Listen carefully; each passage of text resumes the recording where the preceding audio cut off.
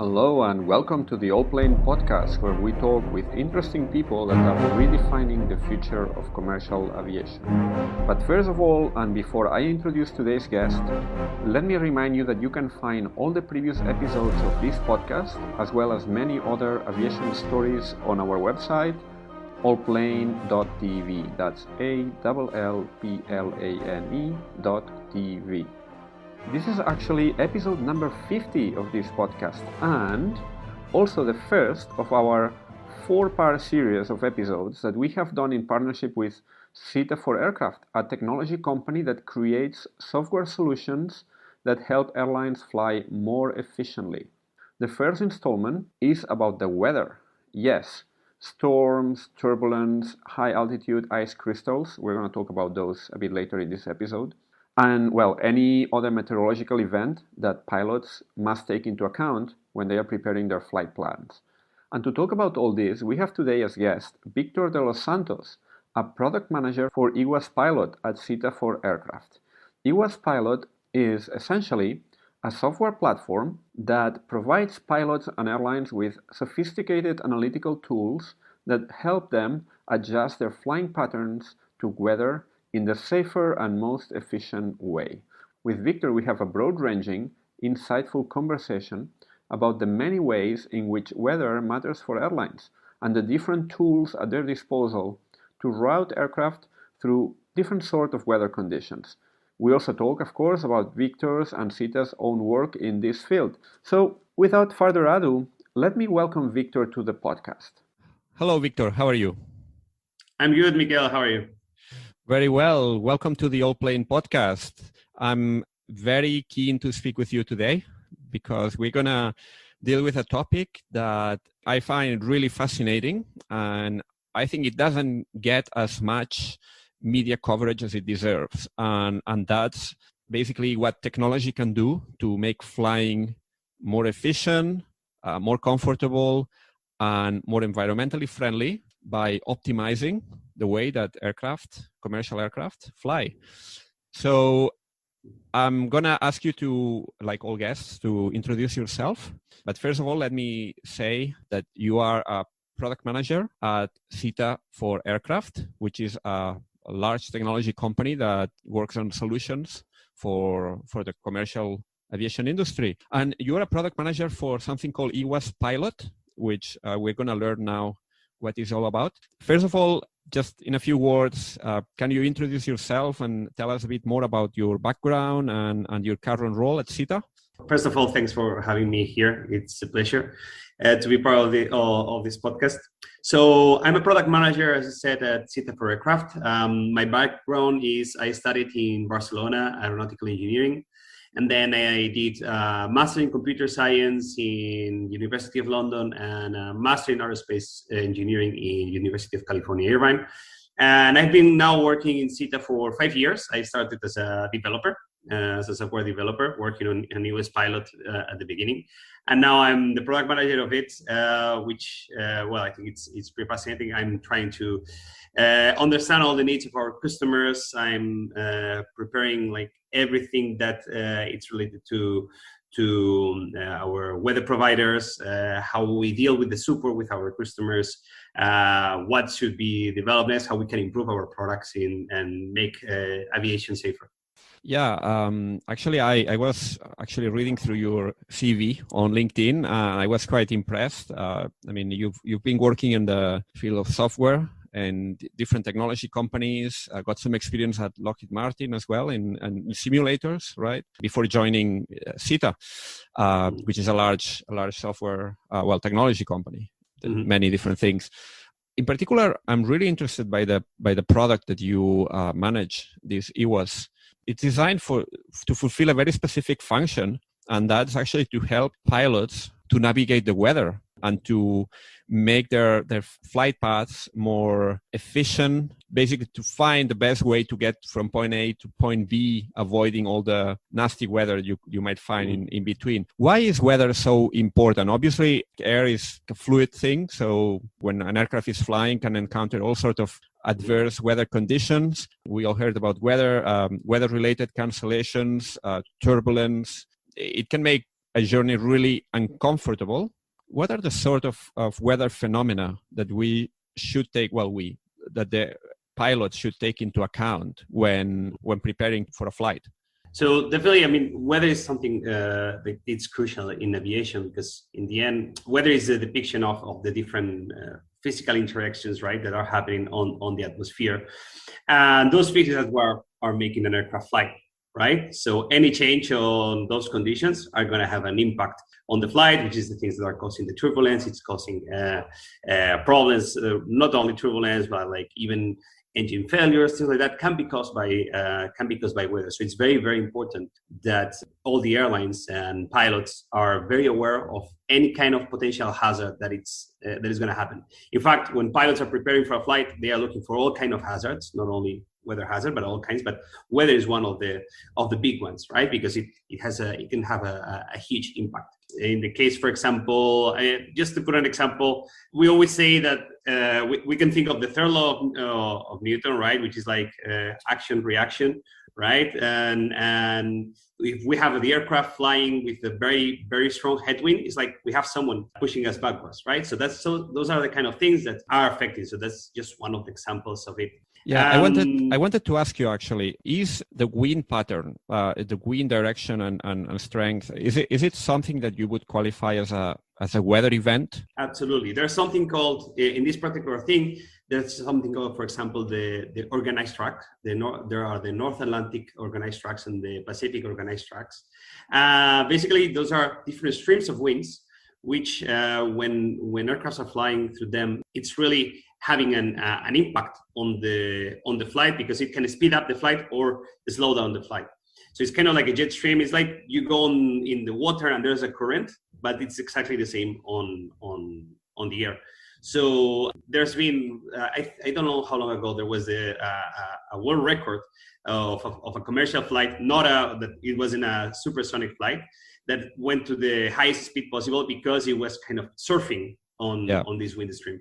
Yeah, I think it was a British Airways flight flying between New York and London, I think. Yeah, I read about that. Something like, 5 and a half something hours or something like that. Really, yeah, exactly. Really very fast on a non-supersonic aircraft. Yeah.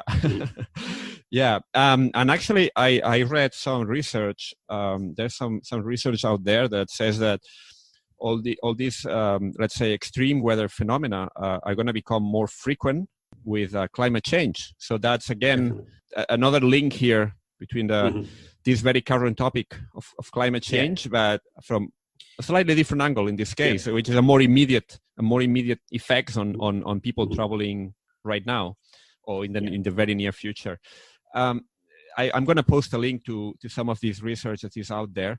But I wanted to ask you, obviously the weather is so important and it's always been important. So how were pilots handling this weather until now? I mean, what's the normal, or let's say quote unquote traditional procedure to prepare for weather?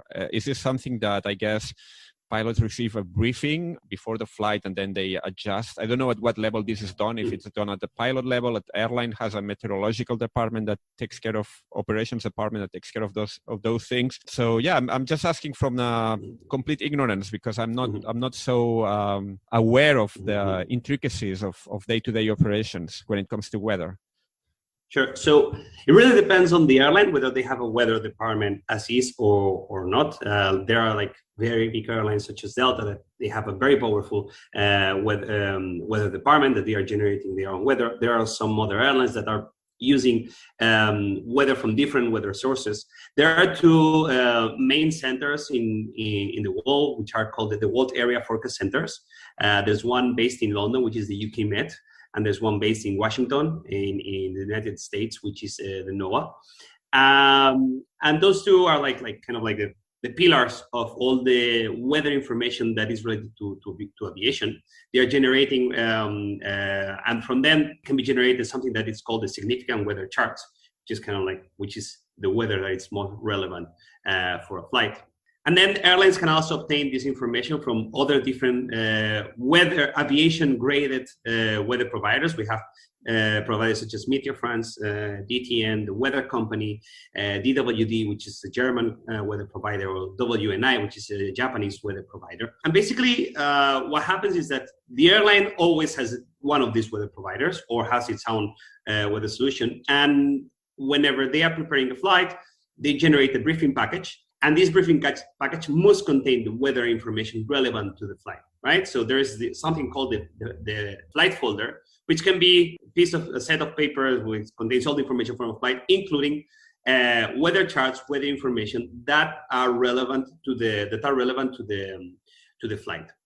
So right now, what happens is that there is this department, there is this flight dispatcher that prepares the flight, that knows what is going to happen, prepares the route, and generates these weather charts. It can be automated, it can be something a bit more manual, and then the pilots receive such information. And then on the briefing room, the pilot is going to check all of this information, and so he's going to evaluate, okay, it looks like this area, there are some thunderstorms that might happen, so maybe this particular route is not suited for that, so he's going to call the dispatcher, hey, we need a new flight, or we need a new flight route because we're going to go through some bad area. So basically the pilots are preparing for that. They need to review not only the flight en route, not only information en route, but also for the different airports. This is something that is very, very important. There's something called the METAR and the TAF. In the case of the METAR, this is kind of a forecast of, the TAF is the forecast of the information that is going to be happening at a particular time of an airport. And this is relevant because in case of aviation, they need to know to which airports they have to go and what is the forecast of weather in case they need to make an emergency landing. So there's all of this process that the pilots are doing at the briefing room. Mm-hmm. And then, of course, while flying, they keep monitoring all the weather with different sources of weather. Yeah, that actually you anticipate my next question is how current all this information normally is before the flight and then during the flight. What sort of instruments, because there's also the radar, I guess, that can tell the pilot what's ahead. Up to what degree the pilot can modify the itinerary in function of the weather he's finding ahead, and how often does it happen? I mean, let's put it this way, how accurate are those forecasts, how current, that they basically do away with the need to make last-minute modifications in flight? So there's two things here. One is the strategic phase and one is the tactical phase, right? So in the strategic phase, it's more on when you are in ground and you are preparing your flight and you're reviewing the information. Depending on how you're obtaining this weather data, it can be like generated 3 hours ago, 6 hours ago. Usually forecasts are valid for a very long time frame. So it can be valid for 12 hours, for 18 hours, for 24 hours. Despite they can be generated, like they are renovated every 6 hours. But the validity of the data, it's still as it is. Of course, it's important to always have the most updated information because it can change, right? So that's something that there are several ways. One of that will be US Pilot, which helps to getting always the latest information. That's when we are then on the briefing, at the briefing room. Then in flight, basically the pilot are using different weather sources. One is the weather radar that they have, which it has its limitations because it's a very directional tool. So they cannot really know what's happening behind or around the aircraft. They can only see what is happening in front and at the beginning of the area. They can't really there are some limits on that. Again, they are bringing, it's compulsory for them to bring all the weather charts that are certified on the system so they can also review that information. But then, depending on which solutions, if you have in-flight connectivity, you can even get updates, get real, not only the forecast, but also observations of things that are happening at that particular time. And in the end, a pilot has maneuverability in the sense of they can change the route if they believe there is a hazard, there is a weather hazard. So for example, there is a thunderstorm that has been generated through the path that it's meant to follow. So they can definitely call ATC, say, hey, we need to, can we get vectors for different direction so we can avoid this, or we can climb to a higher flight level so we can avoid these clouds that are in this area. So there is a maneuverability power that pilots have in order to prevent all of this information, all of this weather hazard. And is it very frequently that an aircraft has to make very drastic itinerary modifications because of weather? Drastic modifications, no, because the idea is that they are prepared in the briefing room. So they are aware if a thunderstorm is predicted to happen, and they plan ahead, right? There is all this briefing phase, that's why they do that. They go before a flight. They sit down together, the pilot and the first officer, and they discuss if there is a need of preparing all of that information. And in areas that are very congested, like Europe, also we have ATC that they already know what is the status. So they are not going to allow you to file a flight plan that is going to go through an area which has lots of convection hazards. But there are also some atmospheric phenomena that, from what I read, I'm definitely not a big expert in this topic, but I read that they can be quite difficult to forecast or even to spot from a distance, things like turbulence itself, or something called the high ice water content, which is basically when there's small ice crystals that can interfere with the engines and create some trouble there. Is this something that is also included in this type of forecasts? You mentioned the concept of aviation grade forecast, which I assume it's something that it's a degree more accurate than let's say the general forecast we can get publicly and anyone can get. So yeah, definitely there are some things for example, there are something called clear turbulence, which you cannot really see because there's not a cloud telling you that it's happening, which is a big masses of air that are moving, and in the end, a weather hazard always happens because there's a gradient.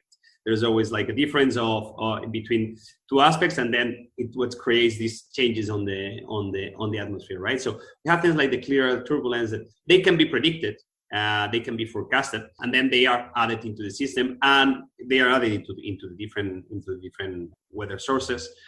And then there are things like that, for example, the high intensity water crystals. You can predict that it's happening, but things so there's always these two things. One is the forecast and what is the observations of things that are really happening, right?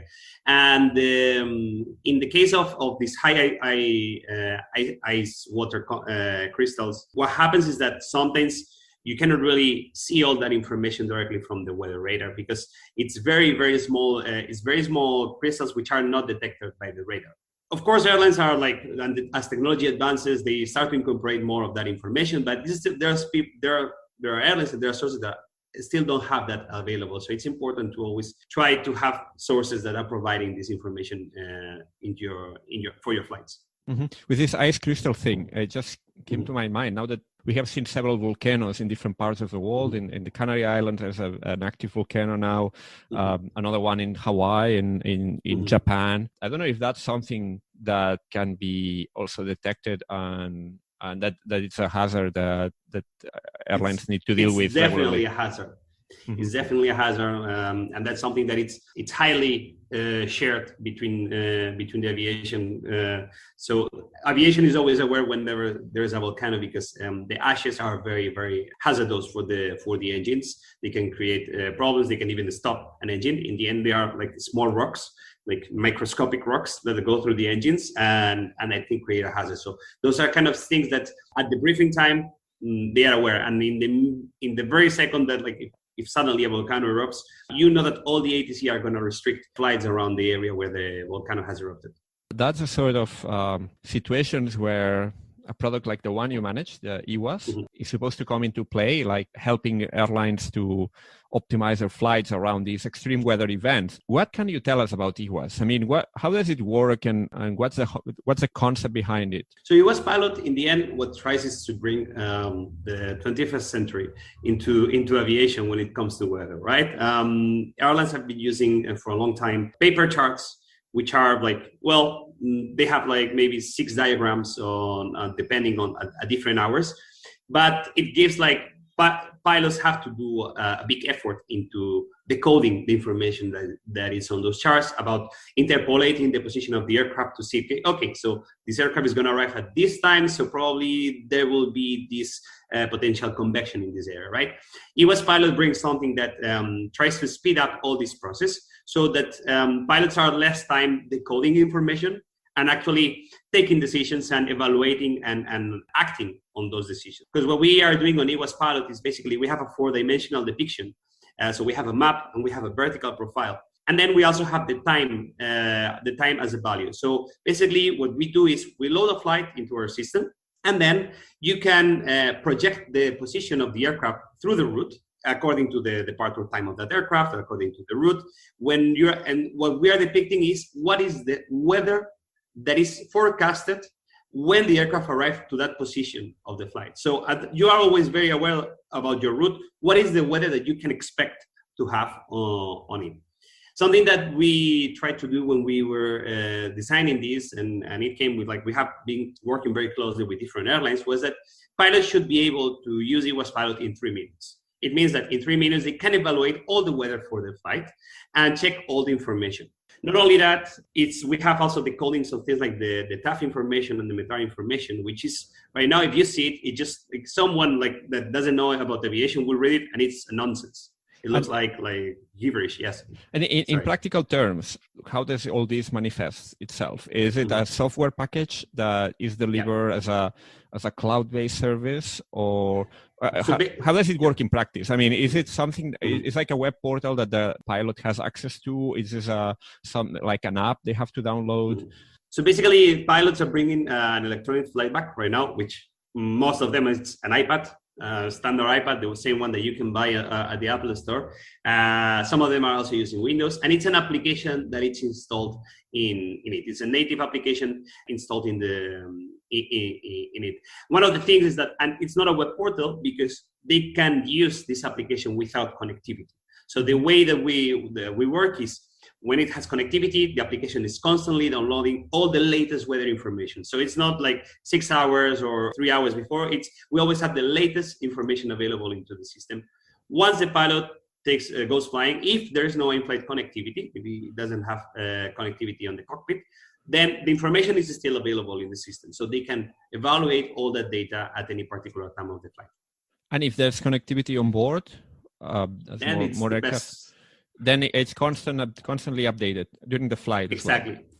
Exactly. Because we are displaying not only forecasts, but also observations, which are like, we are having lightning strikes. So you can see that 5 minutes ago, there was 100 lightning strikes in this area. So those are real observations from weather radars that are transforming sat images and information that is being extracted at the current moment into polygons and systems that can be seen on the application. And how do you source this information? Where does it come from? So this is one of the strong things that we have in EWAS Pilot, is that we have several weather providers. As airlines tend to use one weather source. In their case, like, it can be UK Met, it can be Meteor France, it can be DTM, right? So we have tried to do something that is adaptable to all the needs of any kind of airline. So what we do is we obtain all the weather from several weather sources. And then what we do is we transform it in a very unified way, in the sense that a turbulence is always going to be a turbulence. It doesn't matter if it comes from one weather provider to other weather provider. Icing conditions is the same depicted. You can always see what is the provider, but it's on a second level. In the end, we were trying to focus it on the hazards. So you can also forecast all these ice particle. Yeah, definitely. We have some of our providers are providing the ice crystals. Yeah. Mm-hmm. Because until now, I guess, as you said, like, airlines get information from one source. I guess they have some sort of contract with weather information provider. But then what you do is basically you act as a sort of an aggregator for many different sources. Exactly. So you can provide a more complete picture. Is it worldwide? Exactly. So the service is available anywhere in the world? Yes, definitely. In fact, what we try to do is cover a lot of the different regions. For example, we recently got the WNI data, which is Weather News Incorporated. It's a Japanese, which is very strong in Asia Pacific. So all our weather providers are providing worldwide coverage, but airlines that are flying on an area prefer sometimes the weather providers from the same area. despite it has worldwide coverage because, well, they are the ones that they are more used to. And we are one of the unique providers of nowcast and observation, worldwide information. Some of our, it's something that is very unique on US pilots.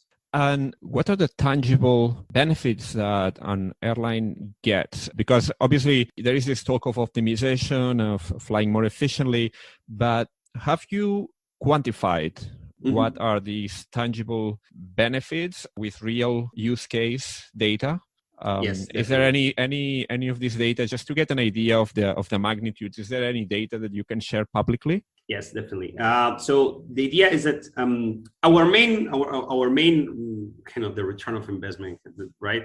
Talking like very business minded here, but the return of investment is safety, and it's difficult. Sometimes it's difficult to put a number on safety because, like, if no one hurts, how do you quantify it? Like, it just, you only care about it when a hazard happens. But in any case, what we have found is, like, we have statistics of customers that didn't use US Pilot before, and now they use it.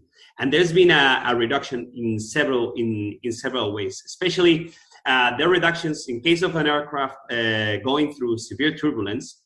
They need to go through maintenance, right? So an airline that has to go to 10 aircrafts landed in ground because they went through severe turbulence. Usually it can be around $17,000 having it grounded for this inspection. So 10 times this on a year, it's $170,000 right of money. So every time an aircraft goes through turbulence, needs to get not every time, not every kind of turbulence. If when they are considered extreme and severe turbulence, those ones that it can cause like issues on the engine, those are the ones. In fact, it's not only about the engine. There is the cost when it comes to injuries on the passengers, injuries on the crew, on the cabin crew, which in the end there is a heavy cost on that. So there is a benefit of being safer, because in the end that transforms into money. And there's also even the fact that there's even reductions on the amount of fuel consumed. If you need to avoid turbulence that you were not prepared to, or you didn't forecast it properly, that deviation is gonna cost you money on extra fuel consumption that you weren't expecting. So having a better preparation, thanks to products like this that it gives more visibility, it's really reducing the amount of money that the airlines have to pay. We have found as an interesting thing, there's something called in aviation, which is the discretionary fuel, which is after all the mandatory fuel that a flight needs to carry on. There is something called discretionary fuel, which is the extra fuel that the pilot wants to add because he feels safer, right? It's the human factor that he decides to add on that. So pilots that have been using US Pilot, they are more confident on the data that they have, which makes them load less discretionary fuel because, well, they are more confident. So they don't want to put more just in case, right? They reduce this just in case amount of fuel, thanks to having in the air better information that helps them take better decisions. How long has this service been available? Is this already in service with airlines? And yes. What sort of usage are we talking about now? Yeah, so right now, I mean, we know that over 60,000 commercial pilots have at least tried the application once. We have over 36 customers worldwide. It started 7 years ago with our first customer, which was Air France, and now we have customers worldwide. We have Air France, Singapore Airlines, we have Air China, we have Xiamen Airlines, we have Etihad Airways, and more that are constantly trying the application. We are in talk with many different other airlines. So this is really used. It's an application that is highly known in the aviation, in the commercial aviation market. Very, very, very interesting. Where can people find out more about this? Should they contact you as a product manager, or is there a website for this product? Yeah, so through the SITA for Aircraft website, US Pilot is part of a portfolio of products, which is called the Digital Day of Operation products. So in the SITA for Aircraft website, there's a lot of information from that, and definitely you can get understand how the application works, how it looks like, and well, how it works, what are web providers, and what are all the benefits that they can get out of it. Mm-hmm. Well, thank you very much. I think it's very interesting to get an insight into this very specific area of commercial aviation, because that's something that it's normally out of sight. So, as a passenger, as a frequent traveler, you take many things for granted, and obviously, there's a lot of preparation that goes into making sure that you have a flight as smooth as possible. And most of the time it's like that, but as you mentioned, I mean, sometimes there is some turbulence. There can be other issues. So yeah, it's good to know that technology is improving to make these events even more rare than they are now. So Definitely. yeah, well, thank you very much, Victor. It's been great learning about this, and I'm gonna post as well some links to some information, some of the technical and scientific concepts that we talk about today, and that's been great learning for me as well to anytime get up to speed with all this topic. Thank you very much, Miguel. Before you go, and if you like this podcast, a quick reminder that it would be absolutely great if you could please give it a rating on Apple, Spotify, or whichever platform you're using, or recommend it to a friend or whomever might be interested. Thank you very much, and see you soon.